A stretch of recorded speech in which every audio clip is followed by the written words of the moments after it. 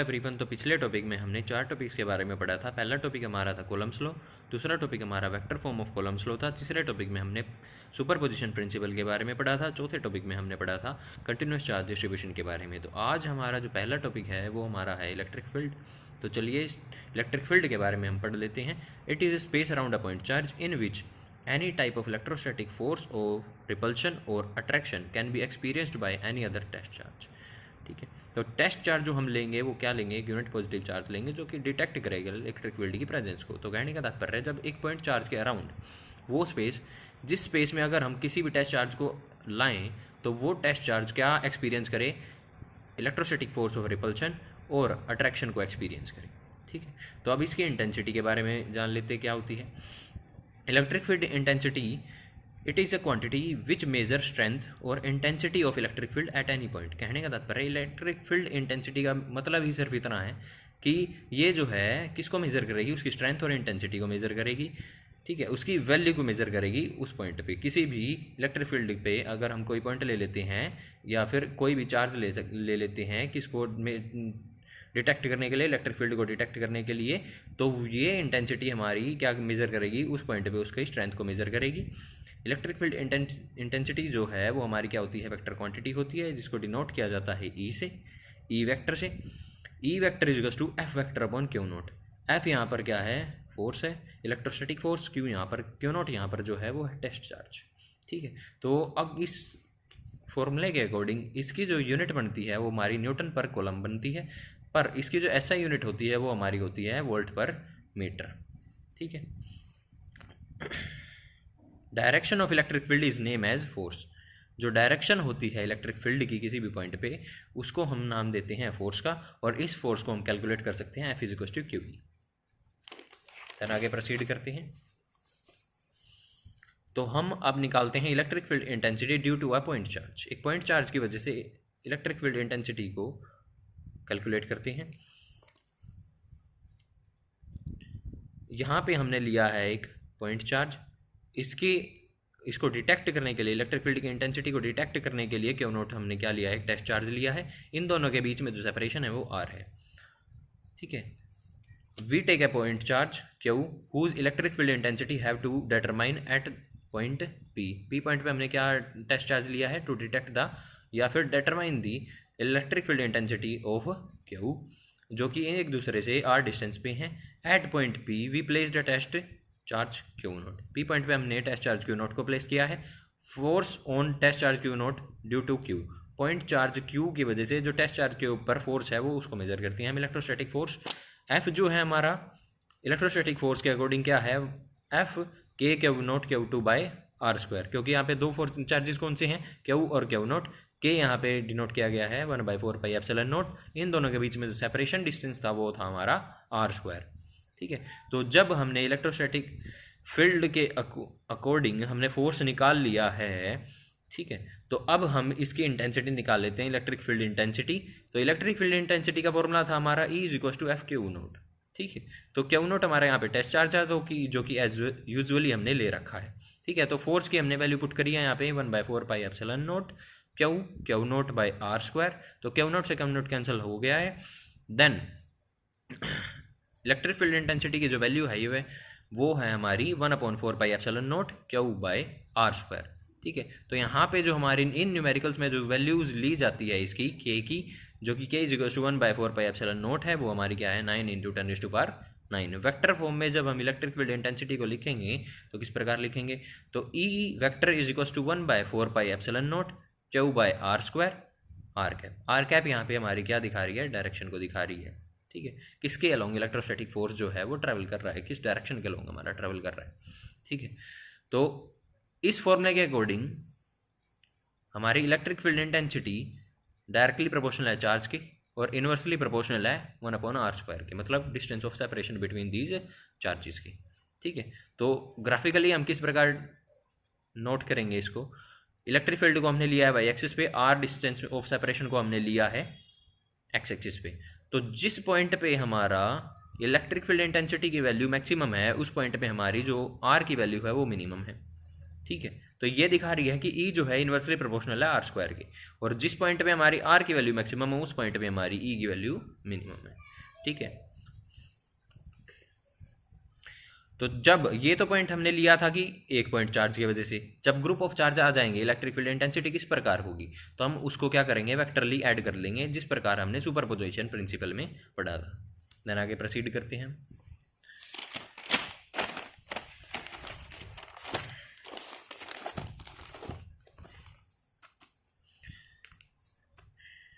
Electric field lines के बारे में पढ़ते हैं। These are line imaginary lines which represent electric field around any point charge. These line may be straight or curved. It is pictorial representation. Electric field lines imaginary lines होती हैं जो कि electric field को denote करती हैं, represent करती हैं किसी भी पॉइंट चार्ज के अराउंड। ठीक है, ये लाइंस स्ट्रेट भी हो सकती हैं और कर्व भी हो सकती हैं। इनको पिक्चोरियल रिप्रेजेंटेशन के द्वारा रिप्रेजेंट किया जाता है हमारा। अब इन लाइंस की हम क्या करते हैं, प्रॉपर्टीज़ को जान लेते हैं कि किस प्रकार की प्रॉपर्टीज़ रखती हैं electric field lines. Lines of force start from positive charge.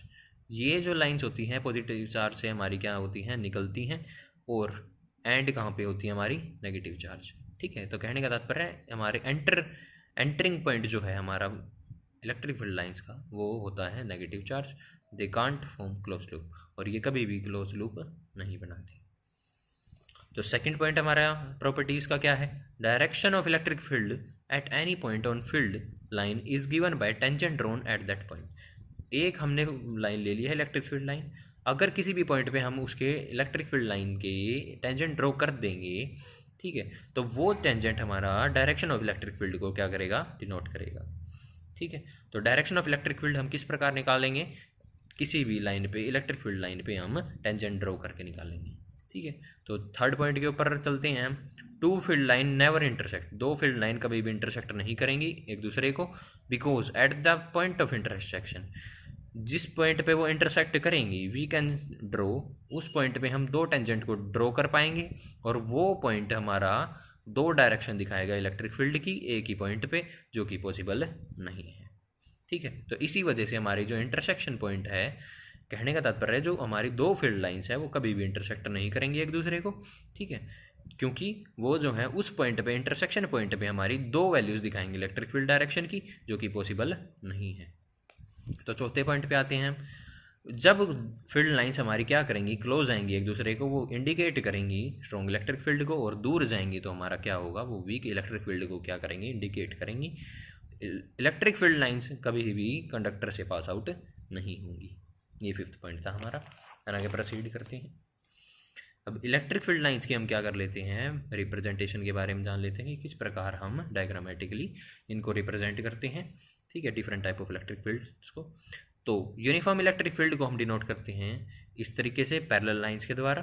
ठीक है, जिनमें कि गैप जो होता है वो हमारा क्या होता है, बिल्कुल फिक्स होता है। यूनिफॉर्म के बारे में, uniform electric field perpendicular inward to the plane of paper.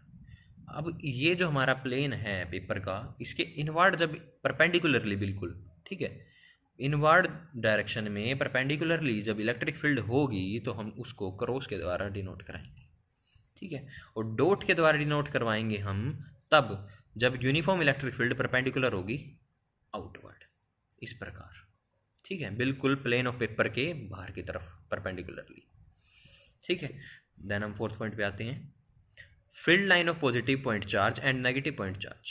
Field line कहने का तात्पर्य हमने पहले ही प्रॉपर्टीज़ में पढ़ा था कि जो पॉजिटिव चार्ज होता है इलेक्ट्रिक फील्ड लाइन वहाँ से शुरू होती हैं, और जो नेगेटिव पॉइंट चार्ज होता है वहाँ पे क्या होती हैं, एंटर करती हैं।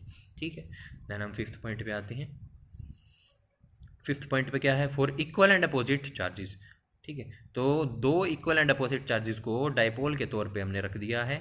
ठीक है, डाइपोल को भी इसी प्रकार डिफाइन किया जाता है कि किसी भी दो पॉइंट चार्ज जो कि इक्वल एंड अपोजिट हैं, किसमें, मैग्नीट्यूड में। ठीक है, तो वो जो हैं क्या करेंगे, इस प्रकार रिप्रेजेंटेशन दिखाएंगे कि इलेक्ट्रिक फील्ड लाइंस हमारी निकलेंगी पॉजिटिव चार्ज से और एंटर होंगे हमारी नेगेटिव चार्ज से। ठीक है,